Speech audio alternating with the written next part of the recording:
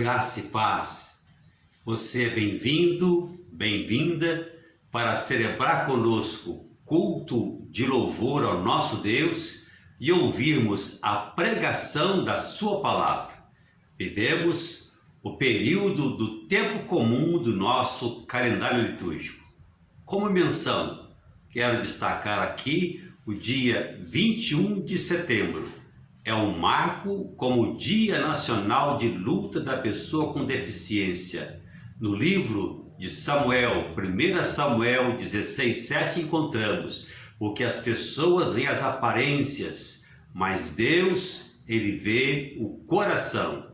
Então este é um convite que eu estendo para vocês, para olharmos com atenção, com carinho, com os olhos de Jesus Cristo, para que todas as pessoas possam ter uma vida com dignidade, semear a esperança com atitudes e palavras no meio das aparências do mundo em que vivemos. Isto podemos entender como um grande desafio para a igreja que decide ser inclusiva, igreja que decide acolher e aprender com as pessoas com deficiência.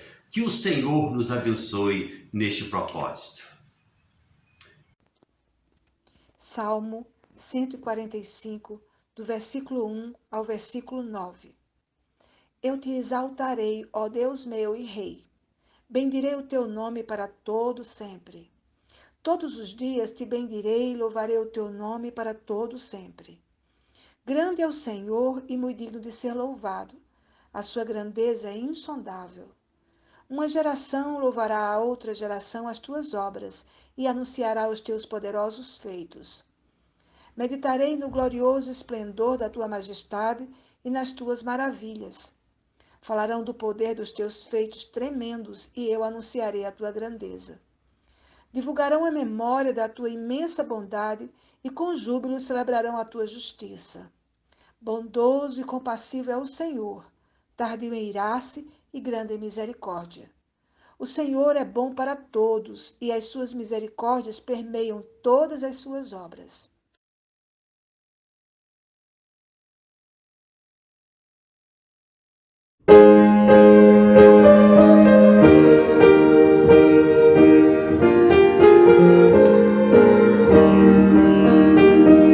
Se nos cega o sol ardente, quando visto em seu fulgor, quem contemplará aquele que do sol é criador?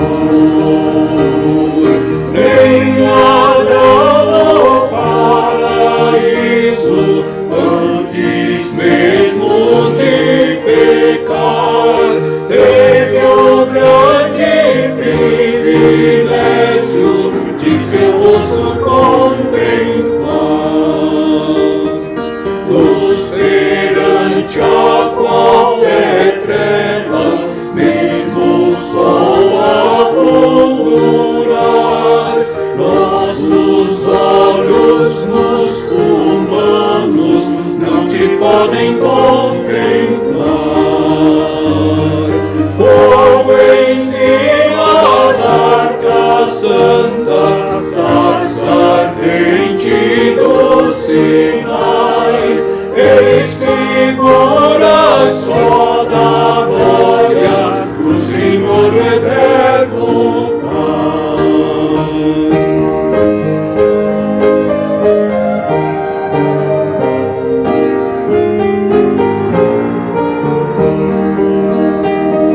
para termos nós com Ele franca e doce comunhão. Cristo Filho fez-se carne, fez-se nossa redenção, para que na glória eterna o vejamos já sem véu. Cristo padeceu a morte, dando entrada para o céu. Amém.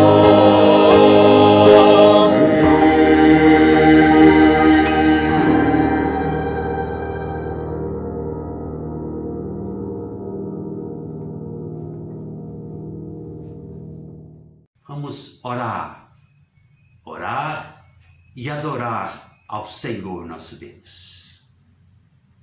Deus amado, todos os dias te bendirei e louvarei o teu santo nome. Quão maravilhosas são as tuas obras! Deus santo em todos os teus pensamentos e perfeito em todas as suas ações. Graças te damos pelo teu amor que se renova a cada dia. Deus Trino, revelado plenamente em Cristo Jesus, que nos conforta, apesar de nossos delírios pelo pecado.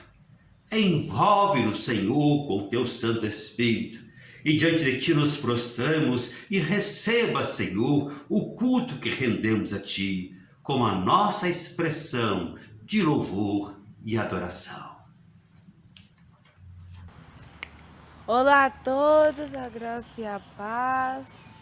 Eu sou João, esse é o Marcos e hoje nós vamos contar a história de Jonas. Jonas, ele era um profeta de Deus. Então, um dia Deus falou para Jonas para ir à cidade de Nínive para falar a todos que a cidade ia ser destruída. Mas Jonas, ele não queria ir a Nínive, então ele foi em um barco e tentou fugir de Deus.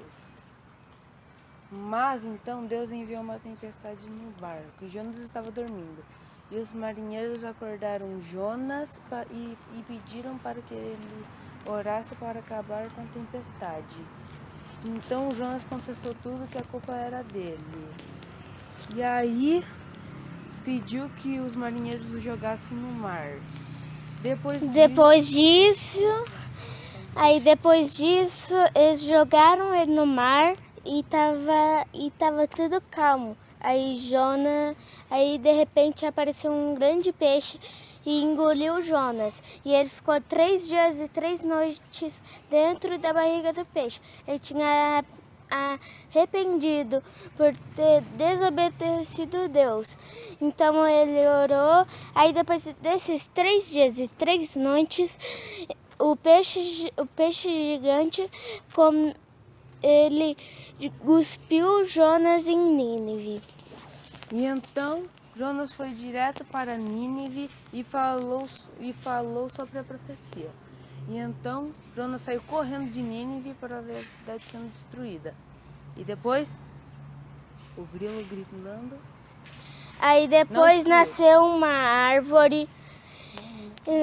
E depois tinha uma sombra que ele gostou. Aí depois Deus deu para morrer a árvore e Jonas ficou com raiva. E então Jonas ficou reclamando. Então Deus falou assim: se você tem dó de uma planta, mas você não tem dó de uma pessoa. Então é isso, pessoal. Tchau. Essa é a história do Jonas. Graça e paz a todos e todas. Esse texto de Jonas, ele nos faz refletir sobre o momento e o tempo em que nós estamos passando no atual momento. Deus, ele é tardio em irar-se e ele é clemente em misericórdia, porque tudo é por ele e para ele. Que nesse momento você possa estar elevando o seu coração, a sua mente em reflexão, se colocando diante do Senhor, né? Colocando o seu coração. O que você tem valorizado na sua vida? São as coisas ou são as coisas do Senhor? Baixe seus olhos agora. Eu vou estar lendo o Salmo 145, versículo 9, diz: O Senhor é bom para todos, e as suas ternas misericórdias permeiam todas as suas obras. Senhor, meu Deus, meu Pai, nós te louvamos e agradecemos, Pai, pelas suas misericórdias dispensadas sobre as nossas vidas.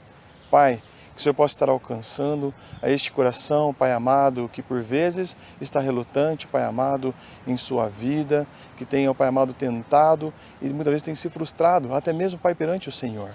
Perdoe, Pai amado. Pai, que o Senhor possa estar sustentando, dando graça, força neste momento, ó Deus. Pai, que o Senhor possa estar mostrando o caminho, Pai, a ser seguido. Nós te louvamos e agradecemos. Em nome do Senhor Jesus. Amém.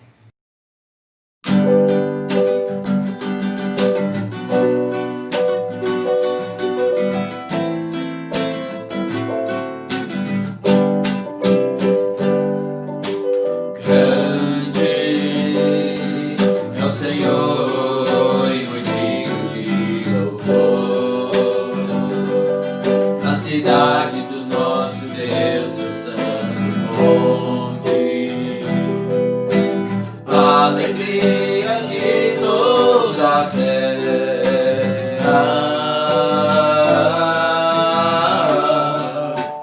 grande é o Senhor em quem nós temos a vitória, que nos ajuda contra o por isso diante dele nos prostramos,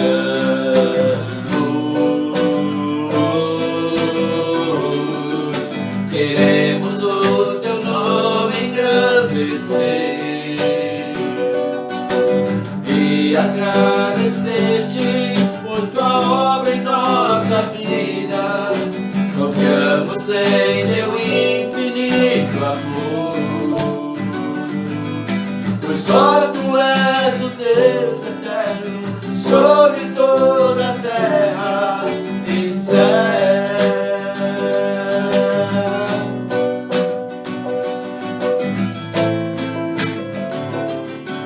Queremos o teu nome engrandecer e agradecer-te por tua obra em nossas vidas. Confiamos em teu infinito amor, pois só tu és o Deus eterno sobre toda a terra e céu.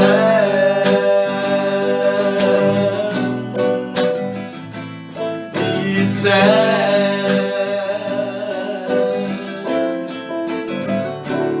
E céu.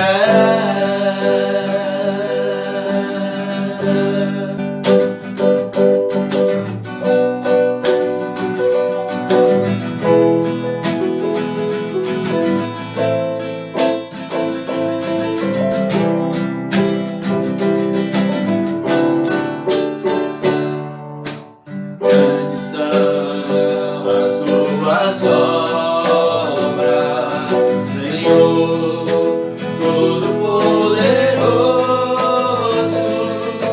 Justos e verdadeiros são os teus caminhos.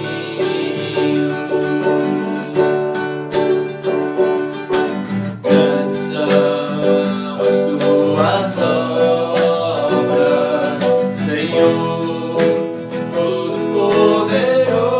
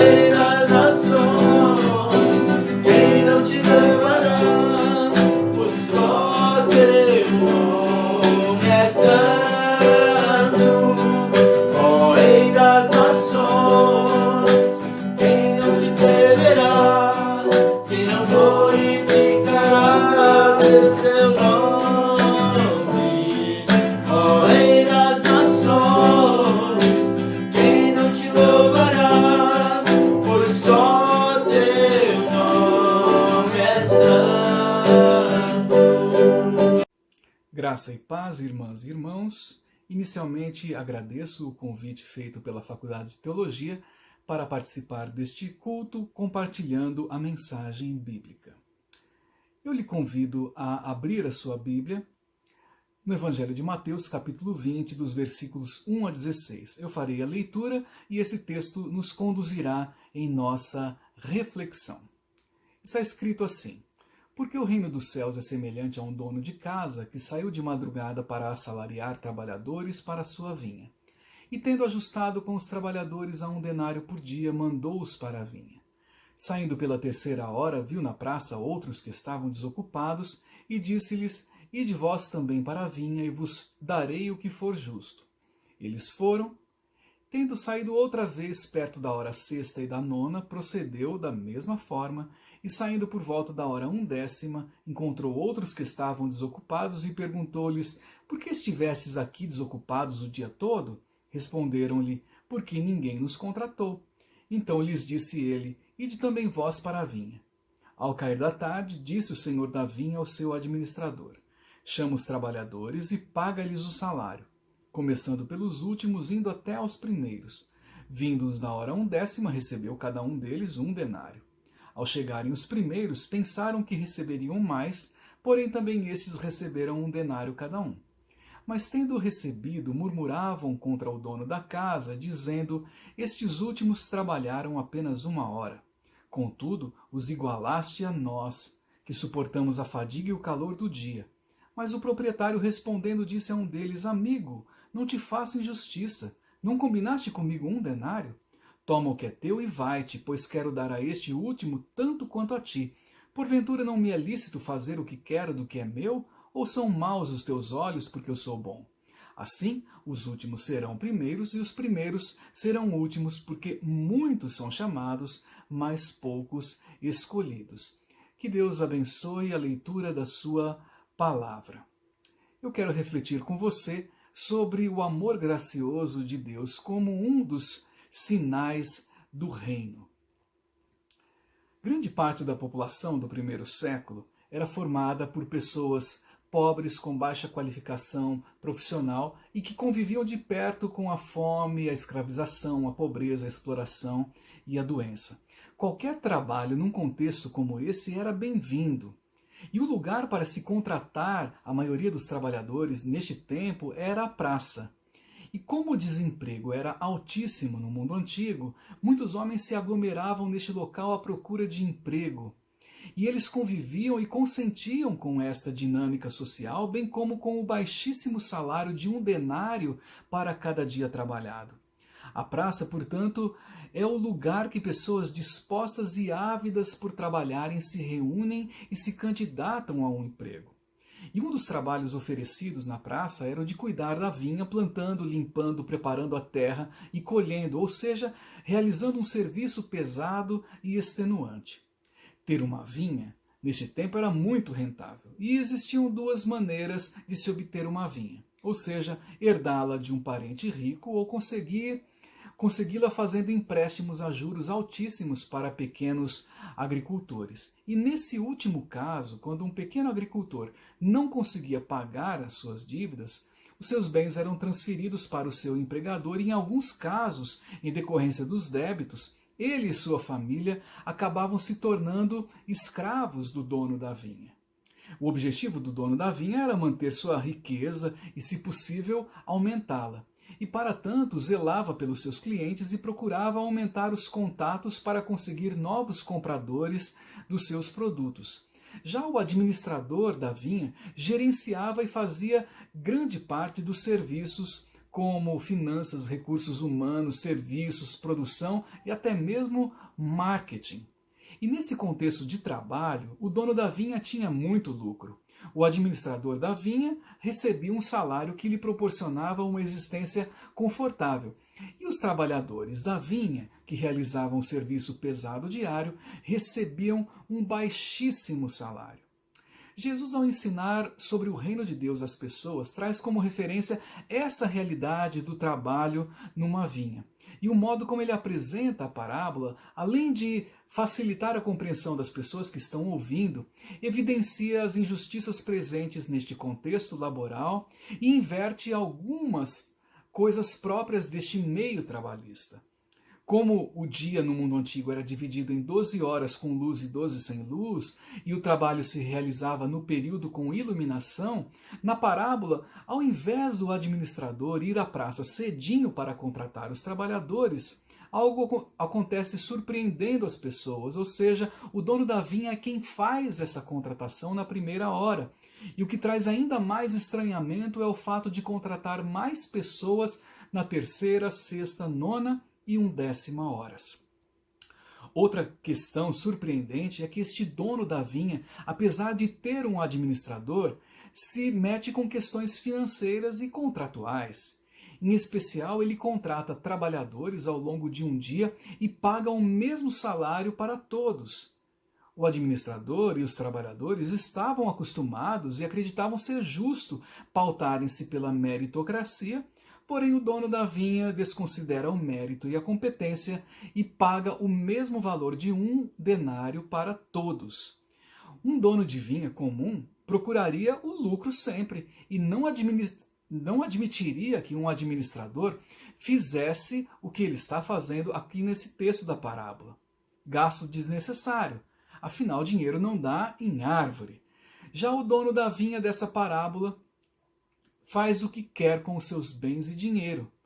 E Jesus, ao contar essa parábola, ao lado do propósito principal de discorrer sobre o reino de Deus e o amor gracioso do Senhor, valendo-se de crítica e um pouco de ironia, desmascara práticas e escolhas marcadas por injustiça, sinaliza equívocos que regem os pensamentos e a conduta de muitas pessoas e denuncia distorções nas relações interpessoais e das pessoas na relação com Deus. Agora, uma outra imagem presente aqui nesta parábola está associada à ideia de vinha, porque vinha também simboliza o povo de Deus. Um povo que é formado por uma gama plural e diversa de pessoas. E essas provêm das mais diversas classes, têm históricos e gostos diferentes, entendem a vida de perspectivas também variadas e são reunidas pelo próprio Deus em um só povo, a sua vinha. E com essa reunião, o Senhor passa a orientar sobre valores e princípios próprios do reino de Deus que devem marcar a vida desse povo. E um desses que se apresenta é o da justiça. Para algumas pessoas que ouviam a Jesus Cristo, era justa aquela configuração social, ou seja, pessoas que exploram e outras que são exploradas, salários diferentes, gente indigente e gente riquíssima, riquezas alcançadas por meios exploratórios, meritocracia, ser alvo da justiça uma vez que se paga por ela, e outras achavam que os atos de tratar uma pessoa com bondade e gratificação era uma injustiça. Para o Evangelho, dentre outras coisas, uma pessoa que opta por ser bondosa e gratificadora, encarando suas incoerências, limitações e inconsequências, indica que ela assumiu ser comprometida e parte integrante do reino de Deus. Relacionado a isso também está o fato de que aquela que integra o reino tem consciência de que o Senhor do reino é a própria justiça, benevolência e graça. Exemplificando, Deus é a justiça e as pessoas estão no processo de aprenderem a ser justas. Deus é graça e as pessoas estão no processo de aprenderem a ser gratificadoras. Embora as mulheres e homens sejam aprendizes de Jesus, vivendo em contínuo aprendizado, o reino de Deus é sua referência. Por isso, na parábola contada por Cristo, os trabalhadores que reclamam do tratamento dado pelo proprietário da vinha, aqueles que trabalharam menos tempo, são exortados a perceber que o dono trata a todos como iguais. Os primeiros que foram contratados por um salário definido deveriam entender que o contratante honrou a sua parte e se o dono resolveu gratificar os demais trabalhadores foi porque ele o quis. Então, além das distorções censuradas por Jesus nos primeiros versículos da parábola, Cristo, no versículo 15, censura uma distorção individual. Ele pergunta: não me é lícito fazer o que quero do que é meu? Ou são maus os teus olhos porque eu sou bom? Com isso, Jesus denuncia a inveja desses primeiros trabalhadores. Eles receberam aquilo que acordaram com o dono da vinha, mas queriam mais. Pensaram em conseguir uns trocados a mais. E afinal, queriam que eles fossem mais valorizados. Jesus Cristo então demonstra que com esse questionamento, os seus olhos estão ofuscados pela cobiça e eles estão impedidos de enxergar a existência com graça, misericórdia, amor e solidariedade. Assim, eles desfrutam do reino, mas querem um palácio dentro do reino só para si. Desfrutam o reino e querem que os trabalhadores que vieram depois se contentem com qualquer migalha. Eles desfrutam o reino, mas querem ser alvos exclusivos da graça, amor e benevolência.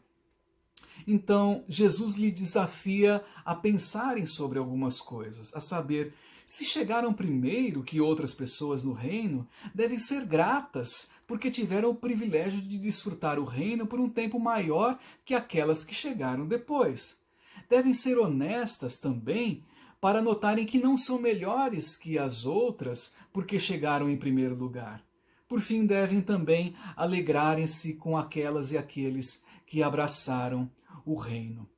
Essas realidades do ambiente, da fé, desse contexto que lemos, da mensagem produzida por Jesus Cristo, do amor gracioso de Deus, deve nos confrontar, deve nos animar a viver de uma maneira diferente, uma vez que nós somos amigas e amigos de Jesus. Portanto, que o Pai nos ajude a espalhar o reino em nossas caminhadas, que o Cristo nos oriente a não sair do caminho e que o Espírito nos fortaleça e console em nossa caminhada. Que Deus nos abençoe. Amém. Amoroso Deus, depois de edificados com a Tua palavra que foi lida e explanada, queremos apresentar nossa vida. Despede-nos, ó Deus. Renova-nos, ó Pai, com esperança para prosseguirmos fiéis à Tua missão. Oremos. Como dissestes, Senhor Jesus, os últimos serão os primeiros. E isso não se dará por mérito, mas por graça. Nos ajude a compreender que a terra e as dádivas do Senhor devem estar a serviço das pessoas. Precisam gerar vida digna e oportunidades iguais para todos e todas. Tem compaixão de nós. Pedimos-te, Senhor, que os que trabalham sejam valorizados e que as leis injustas, camufladas como necessárias, sejam revistas. Consola-nos, Senhor. Revigora as forças dos teus filhos e filhas que esperam em Ti. Confiamos que somos chamados e chamadas em Cristo Jesus para sermos instrumentos de paz, de justiça e de esperança, para sermos luz aos olhos dos que não veem. Nos ajude, Senhor, a entender o nosso desafio cristão, a aprender a olhar através do coração e não somente através das aparências. É em nome de Cristo Jesus, Teu Filho amado, o Senhor, que oramos. Amém. E que a paz, que excede a toda compreensão, guarde os vossos corações e mentes no conhecimento e no amor de Deus e de seu Filho, Cristo Jesus, o nosso Senhor. E que a bênção de Deus, Pai, Filho e Espírito Santo, seja com todos vós, hoje e sempre. Amém.